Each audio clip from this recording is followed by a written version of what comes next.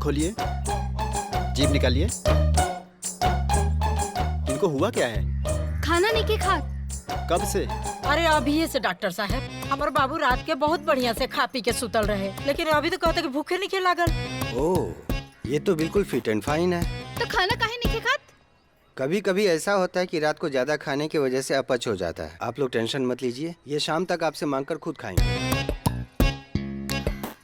ठीक बा। पैसा? अरे रउआ लोग खाता में लिख ले जाई। हाँ जाई। पता नहीं खाता कब पूरा हुई है। तोहनी महतारी बेटा के चक्कर में कहीं हम कंगाल न हो जाई। देखा और मिला, जब एक डॉक्टर से काम चल सकत रहे तो दर्जन भर डॉक्टर बुलौला का जरूरत रहे। पैसा कमैला में बड़ी मेहनत करे के पड़ेला, पेड़ पे नहीं खे उगत। रउआ के ना हमने माई बेटा के बीच में बोले के कोनो जरूरत नहीं के। जब देखा तब हमने के माई बेटा के पीछे पड़ रही ला। जा जौन मन करे तौन करा।